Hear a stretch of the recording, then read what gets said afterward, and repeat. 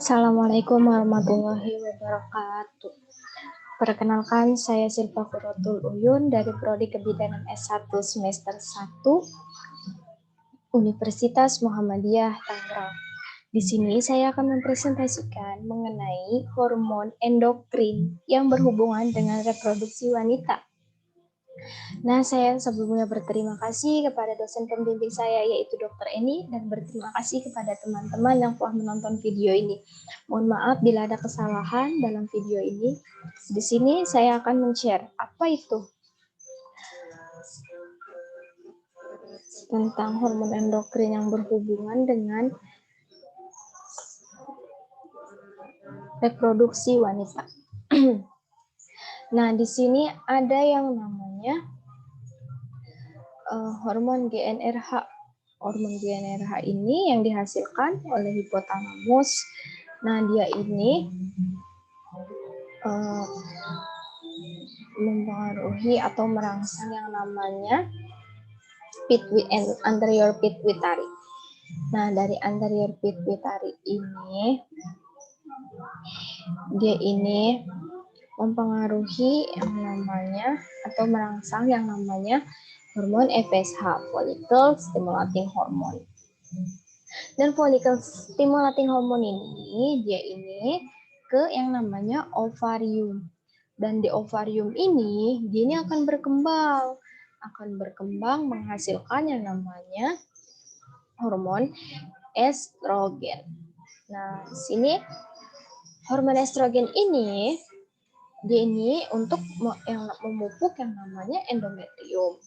Nah, endometrium ini, jadi di endometrium ini, jika hormon estrogennya sudah meningkat, sudah tinggi, dia ini akan memfeedback negatif, yaitu menetralkan.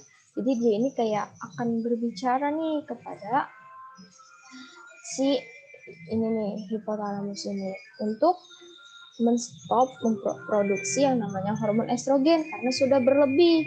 Dia ini akan menetral dan dia ini akan mengganti menjadi LH atau yang disebut dengan luteinizing hormone.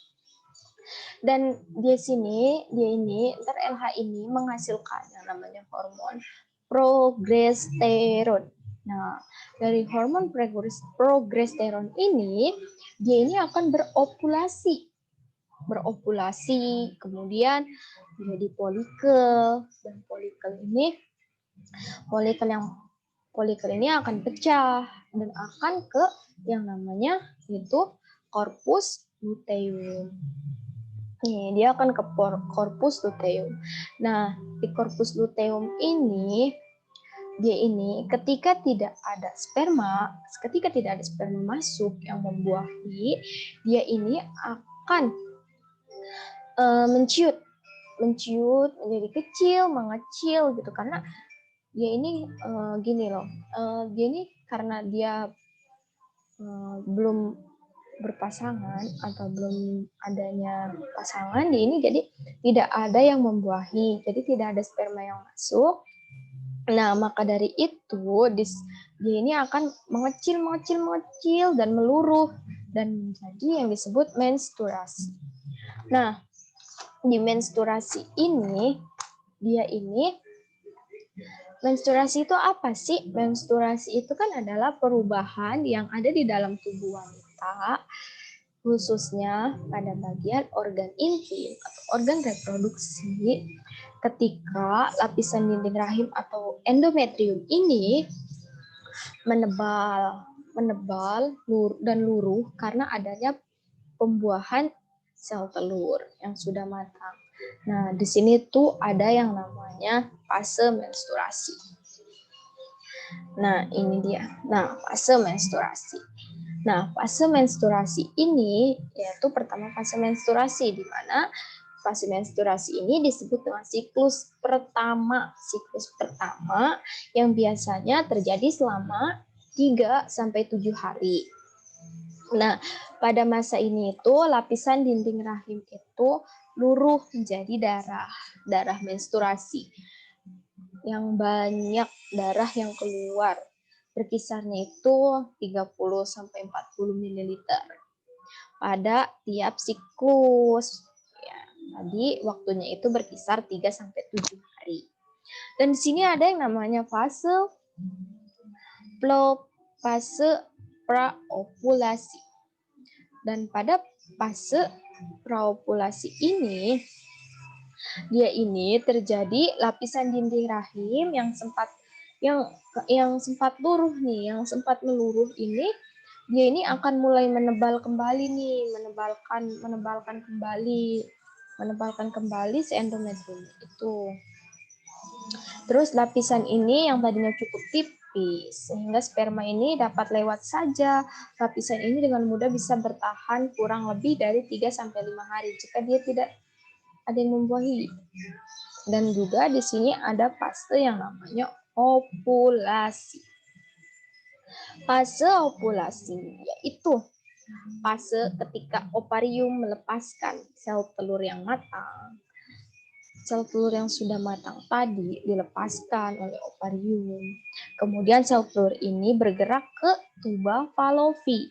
Habis dia ke tuba falopi menuju rahim untuk dibuahi oleh sperma. Ketika itu sudah mempunyai pasangan.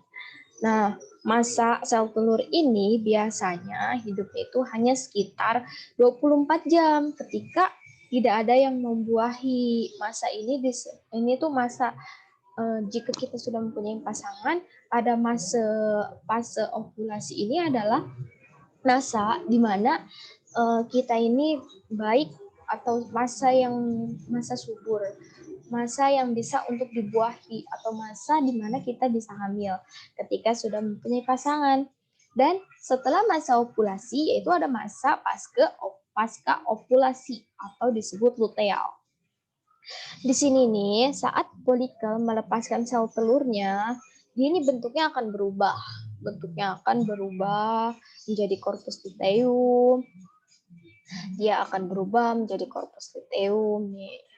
Terus, habis dari situ, dari corpus luteum itu dia ini melepaskan hormon estrogen dan progesteron, terus peningkatan hormon. Jadi di sini tuh terjadi yang namanya peningkatan hormon, dan fungsi dari hormonnya ini adalah untuk menjaga lapisan rahim yang tebal dan siap untuk ditanamkan sel telur yang telah dibuahi. Nah, seperti itu.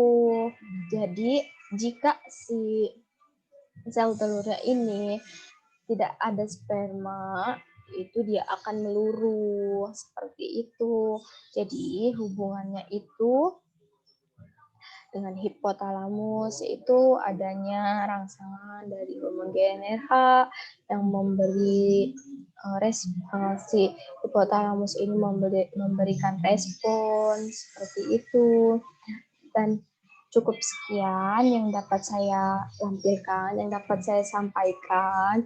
Jika ada kesalahan, saya mohon dimaafkan. Kurang lebihnya, saya meminta maaf. Saya akhiri. Wassalamualaikum warahmatullahi wabarakatuh.